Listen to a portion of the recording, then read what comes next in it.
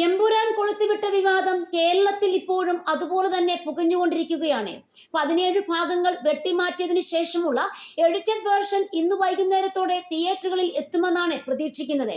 സംഘപരിവാർ സമ്മർദ്ദങ്ങൾക്ക് വഴങ്ങി സിനിമയിൽ മാറ്റങ്ങൾ വരുത്താൻ തീരുമാനിച്ചിട്ടും മോഹൻലാലിനും പൃഥ്വിരാജിനും എതിരായ വിമർശനം ഇപ്പോഴും ശക്തമായി തുടരുകയാണ്. മോഹൻലാലിന് വിമർശനം ഉണ്ടായിരുന്നെങ്കിലും ഏറ്റവും കൂടുതൽ ആക്രമണം പൃഥ്വിരാജിനെതിരായിട്ടായിരുന്നു. സാധാരണ അണികൾ മുതൽ നേതാക്കൾ വരെ എമ്പുരാന്റെ സംവിധായകനായ താരത്തെ വ്യക്തിപരമായി തന്നെ വിമർശിക്കുന്ന സ്ഥിതിയാണുള്ളത്. വിമർശനം പലപ്പോഴും അധിക്ഷേപങ്ങളിലേക്കും അസത്യ പ്രചരണങ്ങളിലേക്കും കടന്നിരിക്കുകയാണ്.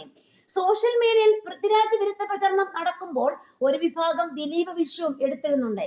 പ്രമുഖ സംഘപരിവാർ അനുകൂല പേജുകൾ അടക്കം ദിലീപിനെ ഒതുക്കിയത് പൃഥ്വിരാജ് ആണ് എന്ന തരത്തിലുള്ള പ്രചരണം അഴിച്ചുവിടുന്നു.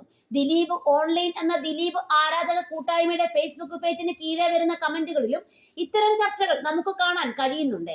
പൃഥ്വിരാജ് മലയാള സിനിമയിൽ ഉയർന്നു വരുന്ന സമയത്തെ അദ്ദേഹത്തെ ഒതുക്കാൻ ദിലീപ് നോക്കിയെന്ന പ്രചരണം തുടക്കം മുതൽ തന്നെ സിനിമാ ലോകത്തുണ്ട്. പൃഥ്വിരാജ് നായകനായി ഉണ്ടെങ്കിൽ വേറെ ആരും അഭിനയിക്കരുത് എന്ന് വിലക്കിയിട്ടുണ്ട് അമ്മ. അതിന്റെ പുറകിൽ ദിലീപാണോ എന്നറിയില്ല. പക്രു നായകൻ എന്ന് പറഞ്ഞാണ് വിനയൻ എല്ലാവരെയും അത്ഭുതദ്വീപിലേക്ക് കൊണ്ടുവന്ന് ആ വിലക്ക് പൊട്ടിച്ചത് എന്നാണ് ഒരു സിനിമാ പ്രേക്ഷകൻ അഭിപ്രായപ്പെടുന്നത്.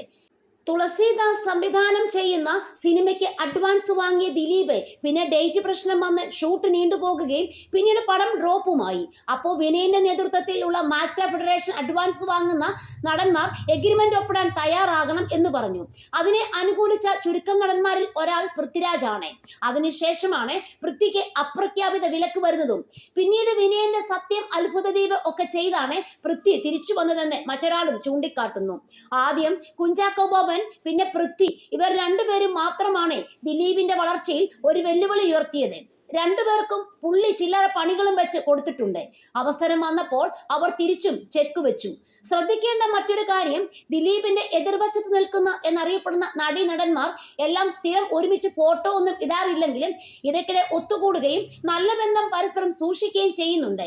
മറ്റൊരു പ്രേക്ഷകൻ കുറിക്കുന്നു, ദിലീപിനെ കേസായതോടുകൂടിയാണ് പൃഥ്വിയുടെ കരിയർ ഗ്രാഫ് ഉയർന്നത്.